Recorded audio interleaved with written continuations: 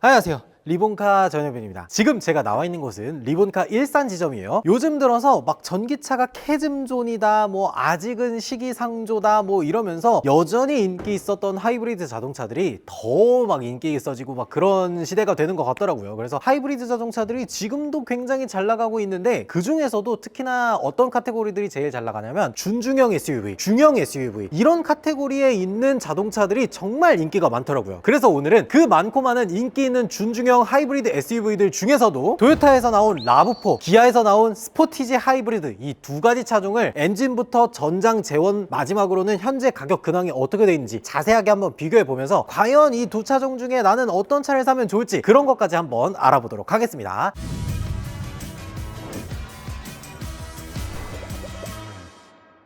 이 두 차량은 사실상 저희가 구할 수 있는 거의 최고 옵션이 다 들어간 애들로 좀 준비를 했어요. 스포티지 같은 경우에는 시그니처 등급으로 가지고 나왔습니다. 시그니처 위에 그래비티가 있기는 하지만 사실 그래비티는 그냥 외관상의 차이점이지 뭔가 옵션의 차이점이 크게 없으니까 시그니처 등급으로 준비를 했고요. 물론 올휠 드라이브가 들어가 있는 애로 준비하면 좋겠지만 올휠 드라이브를 찾을 수가 없었어. 그래서 설명은 올휠 드라이브 기준으로 설명을 드리되 여기 준비해 놓은 차는 이륜구동으로 준비를 했고요. 라브4 같은 경우에는 하이브리드 중에서는 제일 높은 트림 그걸로 가지고 나왔습니다. 모터가 두 개가 들어가고 구동 방식도 뒤쪽에 모터를 굴리는 전자식 4륜 구동 방식으로 가지고 나왔어요. 그래서 어떤 차량이 더 괜찮은지 오늘 한번 비교를 해보도록 할게요. 일단은 제일 먼저 뭐 두말할 거 없이 이 두 차량이 어떻게 다른지 그런 것들부터 한번 비교해 봐야겠죠. 라브4는 토요타에서 만든 하이브리드 SUV입니다. 그리고 스포티지 같은 경우에는 기아에서 나온 준중형급 SUV죠. 스포티지 하이브리드 같은 경우에는 1.6L 터보 엔진에다가 44kW급 모터 하나, 합산 출력 230마력짜리 하이브리드 시스템을 구성하고 있고 라브4 같은 경우에는 2.5L 자연흡기 엔진을 채택한 다음에 거기에다가 80kW급, 40kW급 모터 두 개를 달아가지고 합산 출력이 222마력의 전자식 4륜 구동을 채택하고 있습니다. 잠깐만, 뭐가 좀 이상하지 않아요? 여기서 이상한 것들을 눈치채셨을 텐데 토요타 라브4 같은 경우에는 2.5L 자연흡기 엔진 플러스 80kW급 모터, 80kW급 모터면 마력으로 환산 출력을 했을 때 120마력 정도가 나오고요. 40kW급 모터를 환산하면 한 60마력 정도가 나와요. 근데 이 세 가지의 동력원을 가지고 있는 라브4의 환산 출력은 222마력이고 스포티지 같은 경우에는 1.6L 터보 엔진 하나 거기다 40kW급 모터 하나를 넣어서 합산 출력이 230마력이야. 제가 예전부터 이거 말씀드렸지만 도대체 이 합산 출력이 어떻게 이게 이렇게 계산이 되는 게 맞나 뭐 이런 생각이 들긴 해요. 물론 다이노 테스트 같은 거 다 굴려가지고 230마력이 나오는 걸 확인하고 출시를 했겠죠. 어쨌든 합산 출력으로만 놓고 봤을 때 이 스포티지 하이브리드의 출력이 한 8마력 정도 높은 거 요 정도 차이점이 있다고 보시면 될 것 같습니다. 이 두 가지 차량들의 차이점에 대해서 좀 얘기를 해보자면 첫 번째로는 구동 방식의 차이점이 있죠. 이 두 가지 차량에서 각자 채택한 엔진, 모터, 출력, 변속기 이런 것들이 다 각자 다르게 세팅이 돼 있어요. 정말 간단하게 짝짝짝짝 집어볼게요. 일단 엔진 1.6L 터보 엔진을 사용하고 있는 스포티지와 2.5L 자연흡기 엔진을 사용하고 있는 두 가지 차이점이 있고 그리고 대한민국에 사는 이상 어쩔 수 없이 이 배기량에서 오는 자동차세에 대한 압박감도 충분히 있죠. 1.6L 엔진을 사용하게 되면은 1년에 연간 자동차세가 29만 원이고 2.5L 엔진 같은 경우에는 그것보다 조금 더 비싸요. 50만 원이 넘는 자동차세를 보여주고 있어요. 그래서 자동차세가 거의 2배에 달하는 이런 정도의 차이점이 조금 있습니다. 그리고 미션에서도 차이점이 있죠. 스포티지 같은 경우에는 현대자동차에서 어떻게든 이 자체적으로 하이브리드를 제작하기 위해서 자기만의 독자적인 하이브리드 방식을 만들기 위해서 여러모로 애를 많이 썼어요. 그래서 스포티지 하이브리드 같은 경우에는 6단 자동 변속기가 들어갑니다. 라브4 같은 경우에는 eCVT라고 하죠. 그러니까 모터를 가지고 변속기처럼 쓰는 그런 방식의 변속기를 채택하고 있어요. 그래서 미션에서 차이점이라고 한다면 CVT를 쓰느냐 자동 변속기를 쓰느냐 요 두 가지 차이점이 있고요. 그리고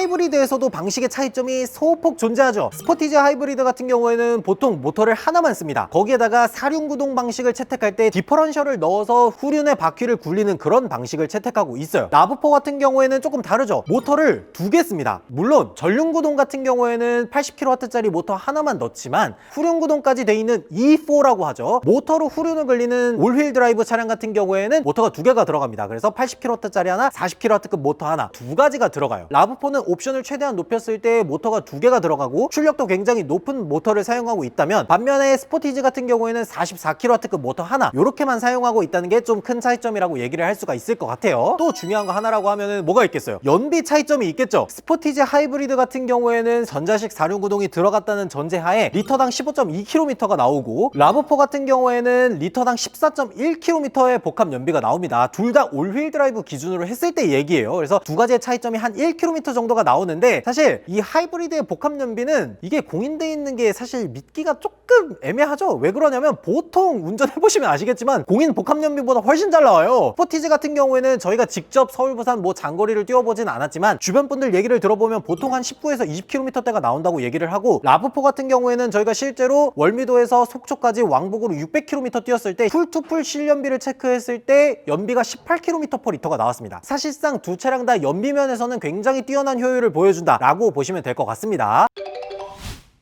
뒷모습도 한번 살펴보면 스포티지는 구형이 이렇게 생겼었습니다. 라브4는 이렇게 생겼습니다. 차이점이 조금 있죠. 왜 그러냐면 라브4는 우리가 이제 옛날에는 이렇게 불렀죠. 다마라고 하죠. 여기 보면 방향지 시등이 이렇게 벌브 타입의 램프가 들어가 있고, 스포티지 같은 경우에는 시그니처 등급으로 올라오고 여기다가 스타일 옵션을 다 더하면은 다 LED 방식으로 바뀌어 있습니다. 스포티지 같은 경우에도 옵션이 정말 안 들어가 있는 제일 낮은 등급을 고르면 여기도 벌브 타입이 들어가요. 그리고 트렁크도 한번 열어서 볼까요? 자, 두 개 다 열어보자. 한번 트렁크 열었을 때 전동식 열리고, 스포티지도 전동 트렁크 다 들어가 있습니다. 양쪽 다 전동 트렁크가 들어가 있어요. 근데 여기서 차이점이 뭐냐면 전장 길이에서 오는 트렁크 공간의 차이점이 조금 있어요. 라브4 같은 경우에는 전장이 4600mm 밖에 안 되거든요. 폭이나 이런 것들은 크게 차이가 안 나는데 스포티지가 조금 더 트렁크 공간이 살짝 더 넓게 있어요. 왜 그러냐면 스포티지가 전장이 좀 더 길기 때문에 라브4보다는 트렁크 공간에서는 조금 더 이점이 있다 라고 보시면 될 것 같아요. 그리고 실내에서 차이점이 많은데 이거는 실내에서 한번 보도록 하겠습니다.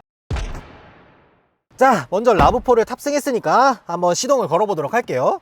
역시 하이브리드니까 이런 식으로 시동을 걸었음에도 불구하고 엔진이 켜지지 않죠. 라브4도 이렇게 계기판 디지털 디스플레이 들어가고 센터 디지털 디스플레이 모두 들어갑니다. 라브4에도 웬만한 옵션들이 다 들어가 있거든요. 이렇게 주행 보조를 위한 어댑티브 크루즈 컨트롤 이런 식으로 들어가 있고요. 거기다가 우리 한국인들이 없어서는 안 되는 옵션들 있죠. 통풍 시트, 열선 시트 이런 식으로 다 들어가 있어요. 그리고 되게 신기한 무선 충전 패드 이렇게 들어가 있습니다. 라브4는 핸드폰을 이 안에 어딘가에다가 올려도 모두 충전이 다 됩니다. 여기저기 막 이렇게 움직여도 충전이 다 돼요. 왜 그러냐면 이 무선 충전이 이 아래에서 이렇게 돌아다니면서 핸드폰 위치를 딱 찾은 다음에 거기서 충전을 해주기 때문에 이런 식으로 들어가 있는 거 굉장히 훌륭하고요. 그리고 기어 시프터에서 차이점이 굉장히 크죠. 라브4 같은 경우에는 예전부터 사용하던 이런 노브 타입의 기어 시프터를 채택하고 있어서 사실 헷갈릴 만한 게 없어요. 이거 뭐가 헷갈릴 게 뭐가 있어. 앞으로 하면 R, 뒤로 하면 D, 뭐 이런 오래전부터 전통적으로 사용해오던 방식을 채택하고 있기 때문에 이 노브 방식에서는 훨씬 더 이점이 있을 수 있겠다라고 얘기를 할 수가 있어요. 스포티지는 나도 가끔 운전을 하면 헷갈려. 기어 시프터가 왼쪽으로 돌리면 R이고 오른쪽으로 돌리면 D고 누르면 P고 이런 것들이 약간은 헷갈릴 수는 있더라고요. 물론 이제 오랫동안 그 차를 몰아오시는 분들은 사실 이게 뭐가 헷갈려 라고 얘기하시겠지만, 가끔 다이얼식 기어 시프터도 괜찮아요 라고 얘기를 해보면 댓글로 다이얼식 그게 뭐가 편하냐, 기어 노브가 훨씬 편하다 이렇게 얘기하시는 분들이 종종 계시더라고요. 그래서 이런 것들에서 차이점이 있을 수가 있겠고, 디스플레이도 좀 차이점이 있죠. 여기 디스플레이가 이런 식으로 조그마하게 들어가 있습니다. 그리고 이거 애플 카플레이라든지 이런 것들도 무선으로 다 되다 보니까 이런 것들은 라브4에서 조금 더 이점이 있을 수는 있겠네요. 그러니까 라브4가 직관적으로 생겼다라는 거에서 우리가 인식하거나 이런 것들에서는 편의점이 있겠지만, 뭔가 실내가 살짝은 올드해 보일 수 있다는 게 이 차를 구입하시는 분들이 약간 망설이는 부분이 되지 않을까라는 양가의 감정이 동시에 들겠다라는 생각은 들어요. 그러니까 어떤 분들한테는 오히려 익숙한 게 훨씬 더 좋지 라고 하는 분들도 있고, 어떤 분들은 이거 지금 시간이 2025년인데 아직도 이런 실내를 쓰고 있어? 라고 생각하는 분들도 동시에 있을 것 같다라는 생각이 들어요. 그리고 스포티지도 한번 타보도록 할게요.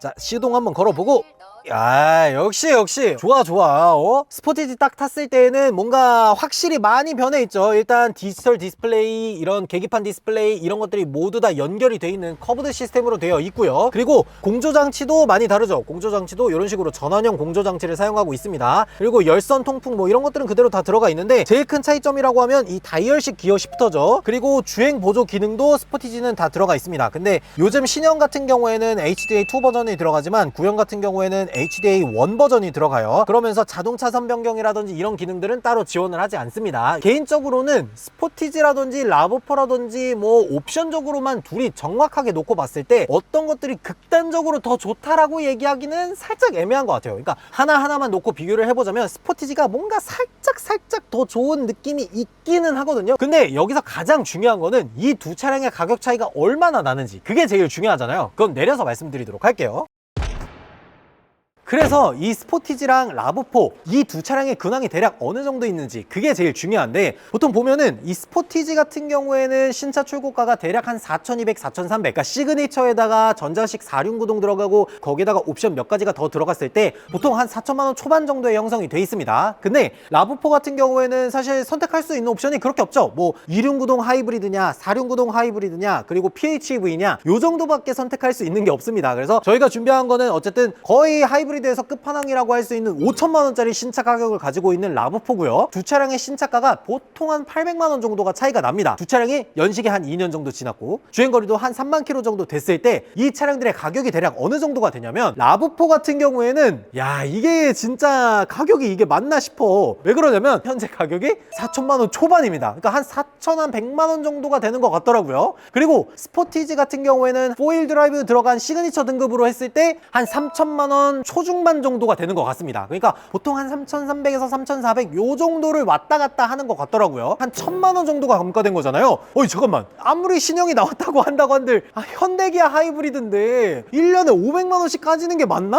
라는 생각이 들고, 토요타 라브4 같은 경우에는 신차 출고가가 5천만 원이었는데 2년에 3만 킬로 정도 지났을 때 한 4,100만 원 정도니까 잠깐만, 라브4가 오히려 감가율이 더 낮잖아. 라브4는 1년에 한 450만 원, 스포티지는 한 1년에 500만 원 요렇게 감가가 되니까 감가율로만 놓고 봤을 때는 스포티지가 더 많이 까지긴 하네요. 야 이거 되게 의외인데? 역시 신형이 나와서 그런 건가? 이 두 차량의 각각의 장점들만 좀 얘기를 해보자면, 라브4 같은 경우에는 한 700만 원 정도가 더 비싼 대신에 하이브리드 시스템만 30년 이상을 만들어 온 도요타를 믿어볼 것이냐, 그리고 라브4는 사실 이렇게 얘기하면 될 것 같아요. 준중형 SUV 중에서 판매량 글로벌 1등 라고 할 수 있는 자동차잖아요. 1년에 거의 뭐 40만 대를 넘게 파는 자동차야. 스포티지도 물론 많이 팔기는 하지만 라브4 정도는 안 되죠. 대신에 현대기아 하이브리드 같은 경우에는 요즘 들어서 완성도가 꽤나 높아졌기도 하거니와 국내에 한해서는 이 서비스 센터라든지 수리라든지 이런 것들이 굉장히 잘 돼 있어서 야 내가 700만 원 좀 더 아끼고 그리고 스포티지를 선택하는 것도 뭐 나쁘지 않지 않겠나, 그런 생각이 드는 것 같습니다. 그래서 700만 원 더 저렴한 현대기아의 하이브리드를 선택하느냐, 아니면 700만 원이 좀 더 비싸더라도 그동안 오랫동안 숙성되어 온 이 하이브리드 맛집 도요타를 선택할 것이냐 라는 것들을 좀 비교해 볼 수 있을 것 같습니다. 야 이거 진짜 고민 많이 될 것 같은데, 이 영상을 보시는 분들은 어떻게 생각하실지 모르겠어. 만약에 여러분들이라면 준중형 SUV 하이브리드를 고를 때 스포티지를 고를지 아니면 라브4를 고를지 이런 것들을 댓글로 좀 남겨주시면 좋을 것 같습니다. 지금까지 저는 리본카 전유빈이었습니다. 감사합니다.